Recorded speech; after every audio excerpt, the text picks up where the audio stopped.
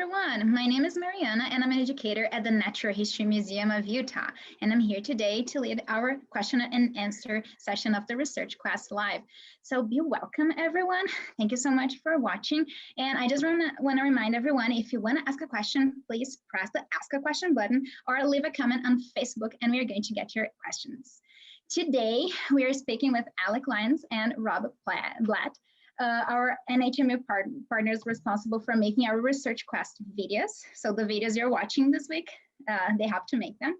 And thank you so much for participating, Alec and Rob. And yeah, you're welcome. Hello, how are you? Good. How are you doing? I'm good, thank you. I'm good. Thank you for having me. Thank you so much. So I think we can start, if you can talk a little bit about your work with the Research Quest videos. Like, I don't know who would like to start, but like if you can explain a little bit your work, it'd be awesome. Alec, I'll go first just because I feel like in the process, the writing is first. Yeah, starts with you. Okay. Does that work? Mm-hmm. Yeah, that works. I am a writer, and so for the video project, I worked with folks at the Natural History Museum of Utah to create scripts that would explain some of these steps in the process that scientists go through when they research a question about something that they're observing, whether it's dinosaur bones, some that they might not know what animal they belong to, or in the case of the forest projects that we worked on, why are these trees dying and what are the causes that might be bringing about these changes that we're seeing in the forest. So we create this series of videos, and that's a back and forth process. So I get some information from the folks at the museum. I type a draft of the script, then I send it back to the folks at the museum who have an expertise in science and in education, and they send back to me feedback. You know, I don't know if this idea makes sense, or, ooh, I really like that idea. Let's explain it a little bit more fully because I think students will really get a lot out of that. So I go through that process back and forth a few times. And then I talk to Alec and his team because sometimes I might come up with a brilliant idea, but it's something that's going to be difficult for them to actually shoot, to put on camera. So, and he'll talk a little bit more about that. But so I come up with ideas. Maybe I have to change some ideas so that it's easier to produce, to make, to shoot the video. And then we send it off to Alec and to his team. Awesome, thank you. If Alec wanna jump in right now. Yeah, for sure. So I was on the video production team, and my main expertise comes from behind the camera. So kind of once we received the scripts from Rob, what we did first is kind of go through the physical script, and Colby and I would think about what specific shots we would want in certain places and what imagery would work best, because I feel like especially with education videos, it's really important to have super engaging imagery because students, I mean, everyone nowadays has super short attention spans. So it's important to have that super engaging imagery to go along with the content. So yeah, basically once we received the scripts from Rob, we started going through the scripts, shot listing it out. And then because we were shooting in the Uinta Mountains, Colby and I actually took multiple trips up there to shoot some footage before we even went up there with Mitch, the scientist, to shoot all the vocal content. So yeah, a lot of steps in the process, and it was hard because the location we were shooting in was 2 hours away at 9,000 feet, you know, so. Mm-hmm. Yeah, I can totally imagine that. A lot of like steps, and like I think that a lot of people who are watching, they sometimes don't realize how long this process is and like how long it takes and like how many steps. I have a question related to the script as well. So like I think it's really good related to your answer, Rob. Paul in Salt Lake City, he says he loved the jokes. So that's awesome. And he's asking who wrote them and how do you write the script? I think you talked a little bit about it, but like, yeah, who wrote them? So I think the person asking the question is asking about video number, or the lesson number 3, because that's a lesson in which Mitch is talking to camera, but the narrator is talking back to Mitch and learning about, I'm trying to remember, about species and how different relationships that species have with each other in the forest.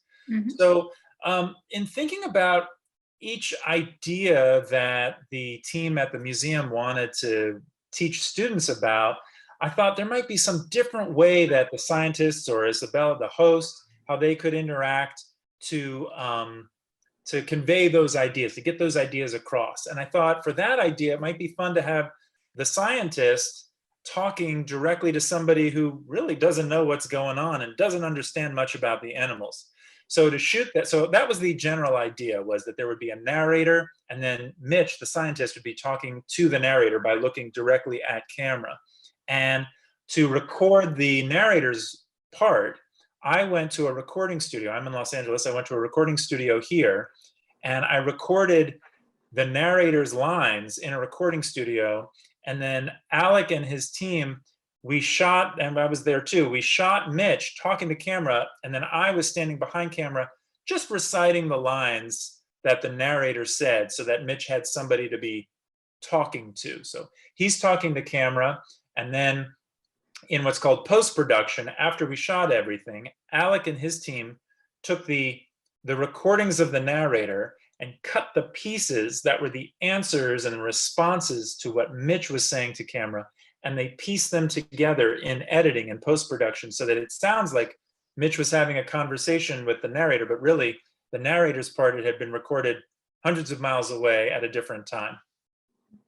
That's cool, and that's awesome, because now you're answering one question that we got from a lot of people here. They're like, who is the person talking to Mitch? That was me. Yes. Yeah. So that's good. We put a face to this voice. Awesome. Yeah. Thank you. That's my alter persona, my pompous narrator persona. That's awesome. I love it. Thank you so much. I want to compliment Mitch on his performance, because he's not an actor, but the ability to like stand on camera and stay looking in the camera and speaking to someone off camera is really, really difficult. And he nailed it. Yeah. That's awesome. Yeah, it is awesome. Like, we were watching this as well. It's really cool. I have a question. I think this one is more for Alec. Like, how did you decide on the spots to film? Like, you said that you visited, like you went to like visit the mountains like a lot of times before starting, but like how did you decide the spots? I'm going to assume that's specifically like the shots of Mitch on camera, or just all the shots in general. I think if you want to talk about like all the shots like in general, but like I think the shots with like Mitch there, I think this person means that. Okay. I mean, I think we were really lucky first and foremost because the Uinta Mountains are just beautiful as they sit. But like I said, Colby and I took multiple trips up there, and what we did was called a location scout, where we just kind of drove around a lot, and we took a camera with us and just tried to think about what backgrounds would look super interesting. And the good thing about those shots of Mitch is the main focus is him, so the background just has to look beautiful, but we still wanted some color in the background. So we visited a few spots in the Uinta Mountains and just kind of went through the script, and we wanted it to be dynamic as well. So we didn't want to shoot all the videos in one setup, you know? So yeah, we just kind of ran around and found some general areas. And then on the day of shooting, I think we shot all of that content in one day up there. So It was a lot of running around, and I'm sure with Mitch on camera, I'm sure there were probably like 15 different setups, and they all weren't in the same area. They were all around different areas of the Uinta Mountains. So it's kind of an arduous process, but. And the writer creates that burden for the team. That's what I was talking about earlier, where I in an almost final version of the draft, I still take it to the team, because I might write in my script, it's as easy as typing words. I might say, Mitch stands at the very top of a mountain and he talks to camera. But Alec and his team, when they do the location scout, where they go and they see what's what, they'll say, Rob, we're not going to be able to shoot at the very tippy top of a craggy mountain. So can we put that somewhere else? Maybe in the woods, or maybe by a river. And I'm also thinking in the same way that Alec is, if we shoot one section of the video where Mitch is in the woods, let's say, we want that dynamic effect, which means that in this case, if we're cutting to another moment with Mitch, let's put him somewhere else. Let's put him in a big open field, or like I said, by a river, or by some interesting feature, natural feature, a tree that we want to, just to vary up the way that the whole video looks. And so Alec, when we get there on location, he's already done some scouting, but then he even goes deeper into saying, okay, well, I think if we shoot the tree that you were talking about in the script from this side, it's not going to look good. So, and then, you know, he moves it around, and then we look through the camera, the video monitor that's showing us what the camera's shooting, and we say, oh, that looks beautiful. I like the way that's set up. Yes, you know, the sunlight, the shadows, whatever is lurking miles behind in the shot. Those are all the things that Alec does to make it look beautiful. Yeah, I'm Well, sure no. that like, sorry, go on. Well, I was just going to add on, like, a really big difficulty with the shoot, kind of pertaining to what Rob was just saying, is just shooting outside in general is just hard, mainly because of the sunlight. And when we're shooting a subject on camera, we don't want harsh sunlight hitting them in the side of the face. So that was a big decision in choosing where we wanted to shoot, is where is the shade, or like what is the sunlight doing, so that we can make Mitch look like his best self. Yeah, and I'm sure that like all this preparation like before like shooting like probably made it possible to do it like in a day as well, because like that was one of my questions, like how long like did you stay there like shooting? I was and when you said it, it was like, wow, I was like imagining like a long time, like more time. So yeah, I'm sure that all this preparation made it possible. So yeah, that's really cool. And before we continue, just want to remind everyone who's watching, if you want to ask a question, please press the ask a question button, or leave a comment on Facebook. And I have a question from California made by Elizabeth and Ryan. They're asking 3 questions. So I think I'm going to ask like one at a time. What percentage of video you take is actually included in the final production? Well, I can't remember the exact number, like the exact number of hours of interview footage we had for this. But I would say on this project specifically, we're probably using 10% of what we shoot on camera in the final video. And in more of a documentary project where it's a more formal sit-down interview, I remember one project where we had 8 hours or 9 hours of interviews, and the final video was like 5 minutes long. So it's better with something like this because it's scripted. So there might be multiple takes that he's reading over and over again, but yeah, even with something scripted, I mean, for each of those scripts, I don't know if you remember, Rob, but we're doing 3 or 4 takes of each. At least, yeah. Of each speaking part. Yeah. Wow. Yeah, yeah, 10%. Yeah. Okay. The second question that they are asking is, what are some of the criteria used in choosing what makes it in? Okay, it's related to this question. Like, what is the criteria? Yeah. Well, I'll say that because I was lucky enough to have some role also in picking out in the editing process, and I would say that, like Alec was saying, you might do 4 takes of the exact same line, and maybe Mitch is walking through the woods as he's talking to camera, but he stumbles a little bit because there's a rock in the way, or you know, there's noise in the background. A plane flies overhead, so we have to retake again. So that cuts out a lot of the takes. And then you go through of the ones that are clean. There just might be one that you watch and you say, oh, the way Mitch delivered that line that time, he really hammered the point home. He really conveyed it with a lot of feeling, and I think the viewer is going to get it. So that's the basics of it, in picking of the takes what you're going to use. And if you have the script, if you want to really stick to the script, then you know all the lines that you're going to want to get. So you're just going through and picking the best take of each line that's been delivered. Yeah, and Rob's scripts from the beginning were pretty tight.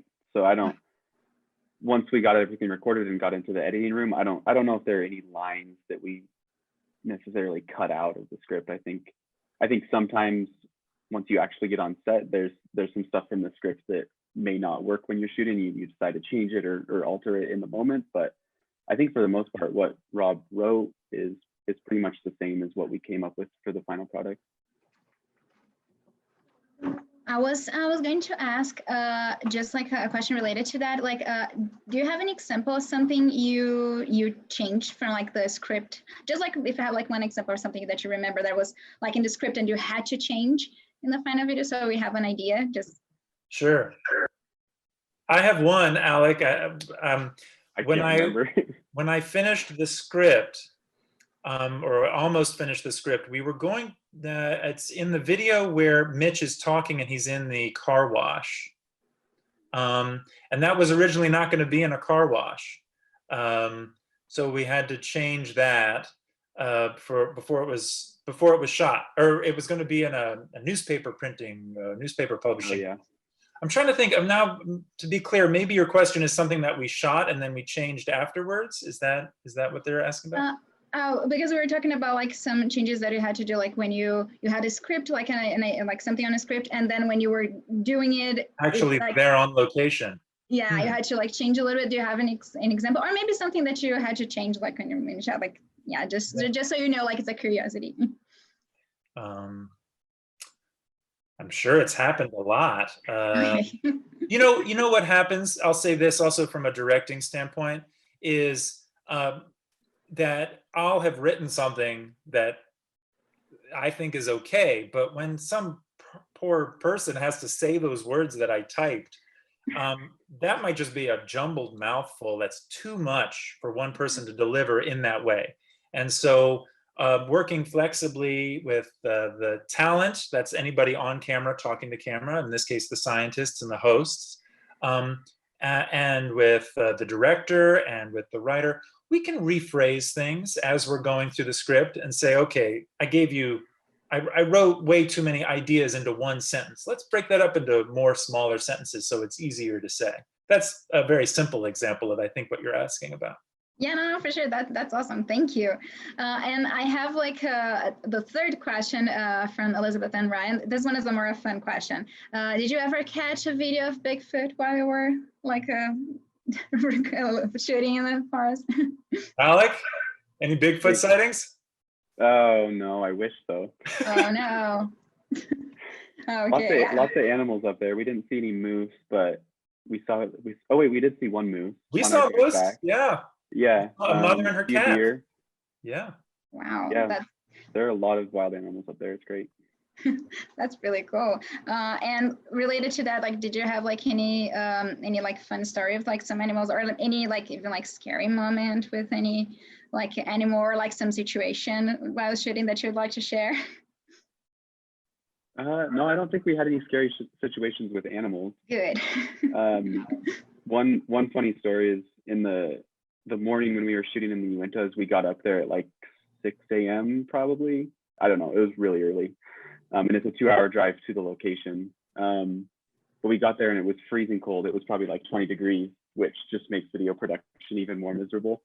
But we started shooting in this field and it was frozen over, and we didn't realize that it was kind of a marshy surface. So once the sun came up and it reached like 40 degrees, it started melting. So we had Mitch and all of our crew standing on this kind of lake. And once it started melting, everyone was just sinking in. But it was still really cold. So that made the rest of the day really fun, with just soaking boots. It's still in 40-degree weather, but yeah. Yeah, so many details to think about. Yeah, that's a really good start. Thank you for sharing. I have a question from Miami. Jojo is asking, does the weather ever mess with your filming? It's related to this, to what you're talking about. So you had this situation. Did you have any other moment that like the weather totally messed with the filming? Yeah, I mean, I would say it's the hardest, most frustrating situation when you're shooting outside and there's sparse clouds in the sky, because you might be shooting one take and it's full sun, and then 30 seconds later it could be full clouds, and that ruins everything because you have to wait for the sun again because you want everything to match. But that's just clouds. I mean, there's other stuff to consider, like rain, and especially the time that we were shooting this was, I think, the fall. So the weather was, I guess in Utah in general, the weather's kind of unpredictable. It's easier in somewhere like, Los Angeles, where it's sunny a lot of the time, but especially in Utah, we didn't know if it was going to be snowing or if it was going to be sunny. So yeah, the weather is a big factor when it comes to filming outside. It did snow on us. We had sunlight in the middle of the day, and by the late afternoon, we were doing our last shots, and it started to snow. And what I found interesting was the temperature got so cold that all the digital video-based equipment started to slow down a little bit. Do you remember Oh that? yeah. So Yeah. when an actor was doing something on camera and we were looking in the video monitor, it was slower. It was slower than what they were actually doing. It was confusing. We had to accommodate for that. Oh no, yeah. This is so unpredictable, but yeah, like, yeah, that's really good to know. Thank you. And I want to remind everyone who's watching again, if you want to send a question, please press the ask a question button or leave a comment on Facebook.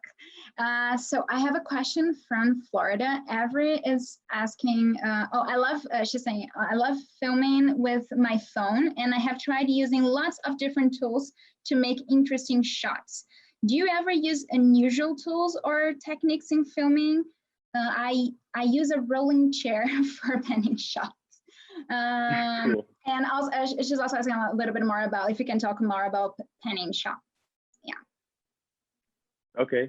I mean, not specifically about panning shots, but a lot of people think that the quality of your video is mostly dependent on the camera you're using, which is not true at all. I would say if she's shooting on an iPhone, I mean, iPhone cameras are so good these days that they can come out with really good quality. But what matters more is the lighting in a specific shot.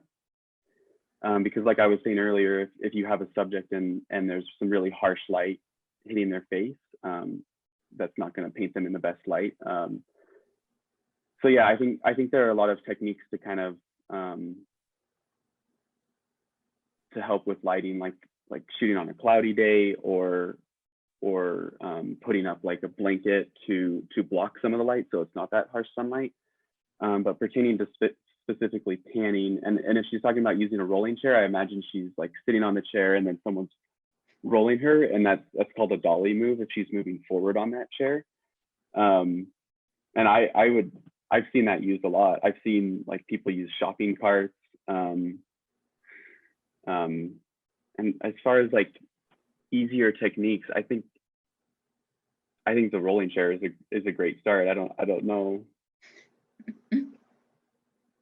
Yeah, I don't think there are any other like super simple techniques other than rolling chairs until you move into like professional equipment. And while we're shooting the videos in the Winter Mountains, like, did you have to use any unusual tool or technique because of like this situations, these problems that you had, or like no unusual tools or techniques? For the most part, we were just on a tripod. But for a lot of what's called the B-roll, which is the footage that goes over the interview, we were using a camera slider.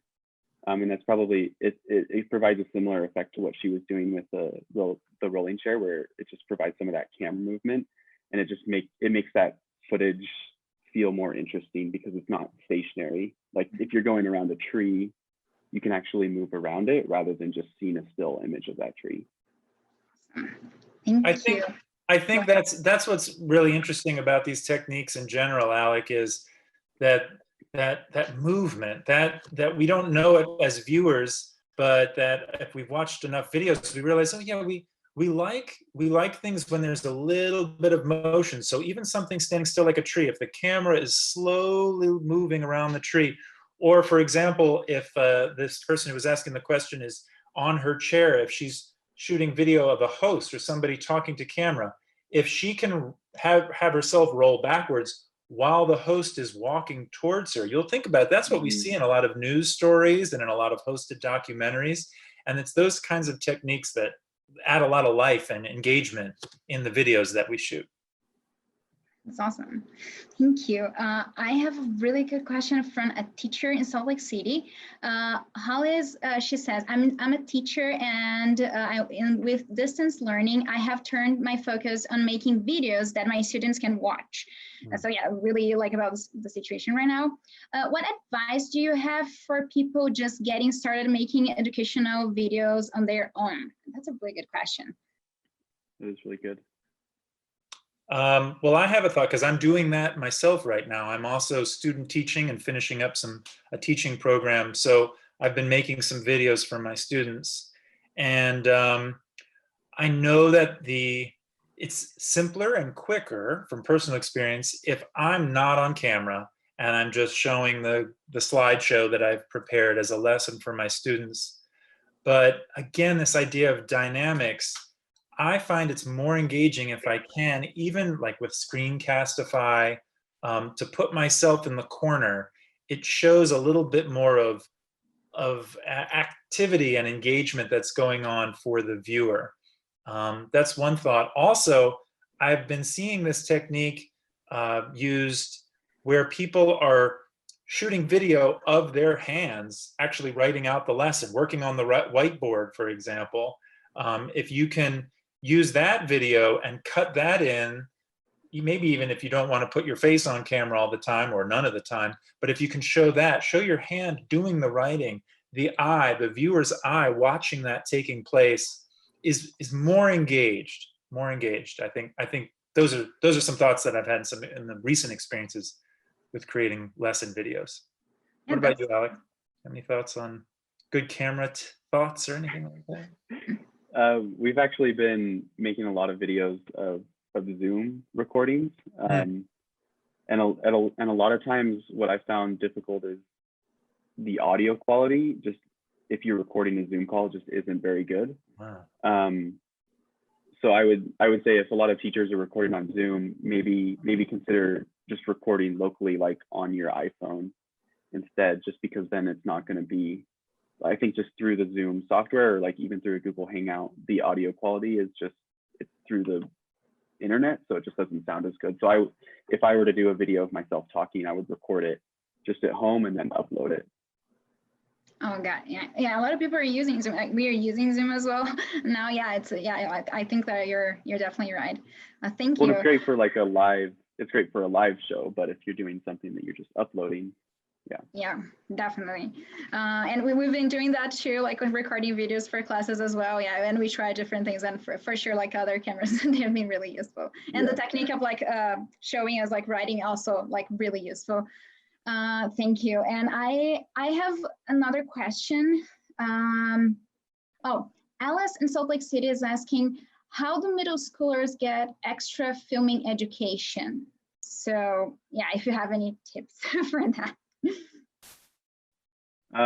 Actually, I used to work for an organization called Spy Hub Productions in Salt Lake City, and they're an after-school program for the digital media arts. So anything film, audio, music, and design, and they're a really good resource if you're looking for resources outside of the school.